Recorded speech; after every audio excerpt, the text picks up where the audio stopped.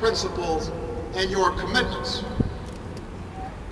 Think about it. It's in chasing titles and status, in worrying about the next election rather than the national interest and the interests of those who you're supposed to represent, that politicians so often lose their ways in Washington. They spend time thinking about polls, but not about principle.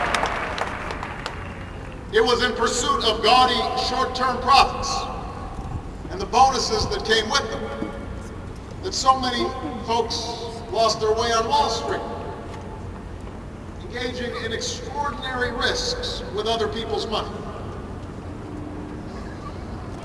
In contrast, the leaders we revere, the businesses and institutions that last, they are not generally the result of a narrow pursuit of popularity or personal advancement, but of devotion to some bigger purpose, the preservation of the Union, or the determination to lift a country out of a depression, the creation of a quality product, commitment to your customers, your workers, your shareholders, and your community. A commitment to make sure that an institution like ASU is inclusive and diverse and giving opportunity to all. That's the hallmark of real success.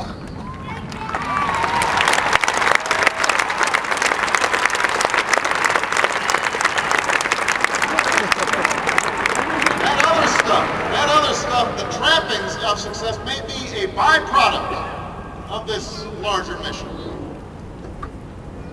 but it can't be the central thing. Just ask Bernie Madoff.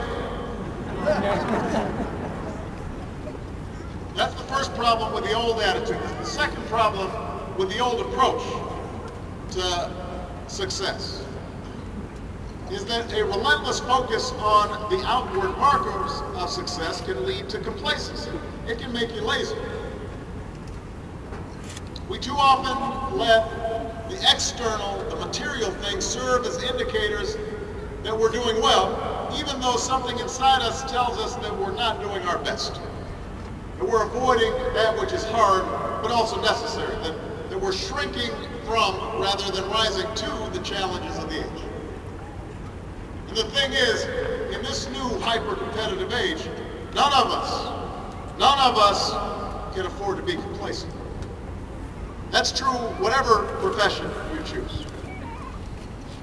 Professors might earn the distinction of tenure, but that doesn't guarantee that they'll keep putting in the long hours and late nights and have the passion and the drive to be great educators. Woo! The same principle is true in your personal life. Being a parent is not just a matter of paying the bills, doing the bare minimum. It's not just bringing a child into the world that matters, but the acts of love and sacrifice it takes to raise and educate that child and give them opportunity.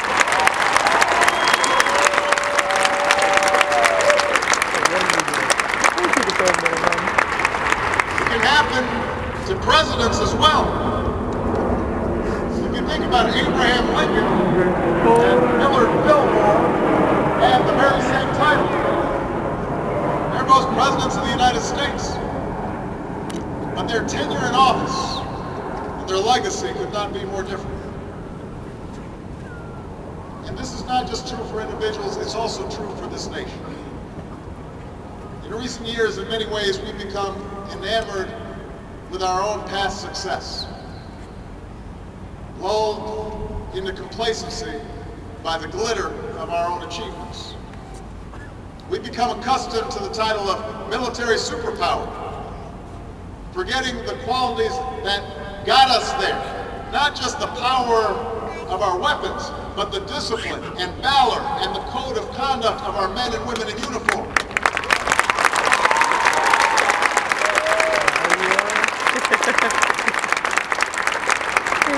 Marshall Plan and the Peace Corps and all those initiatives that show our commitment to working with other nations to pursue the ideals of opportunity and equality and freedom that have made us who we are.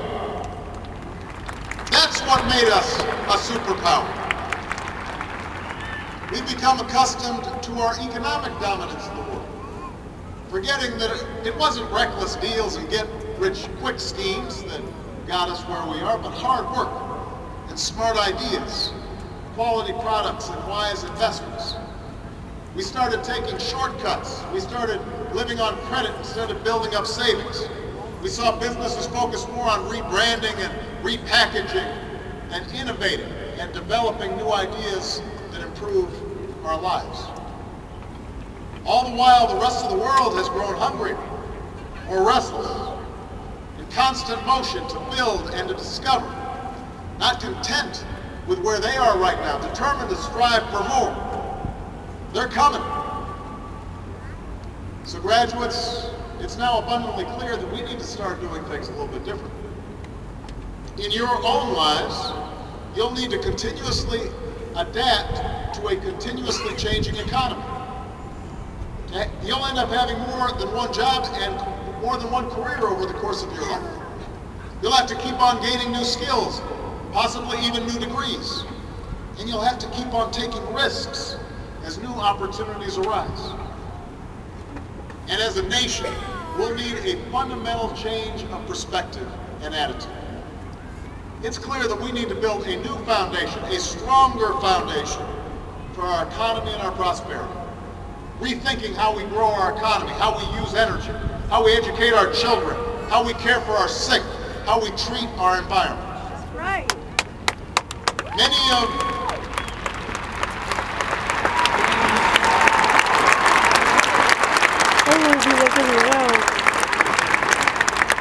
our current challenges are unprecedented.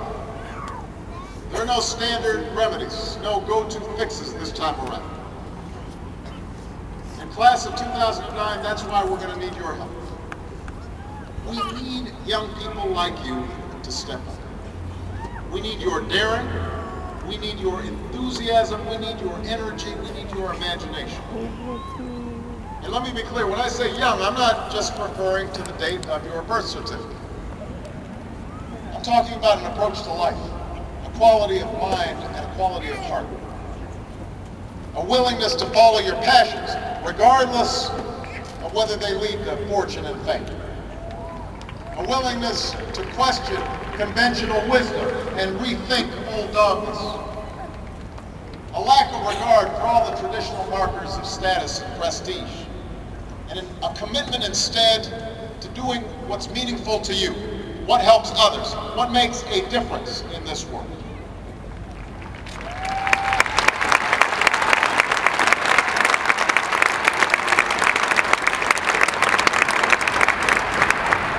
That's the spirit that led a band of patriots, not much older than most of you, to take on an empire, to start this experiment in democracy we call America. It's what drove young pioneers west to Arizona and beyond. It's what drove young women to reach for the ballot. What inspired a 30-year-old escaped slave to run an underground railroad to freedom. What inspired a young man named Cesar to go out and help farm workers. What inspired the 26-year-old preacher to lead a bus boycott for justice. That's what led firefighters and police officers in the prime of their lives up the stairs of those burning towers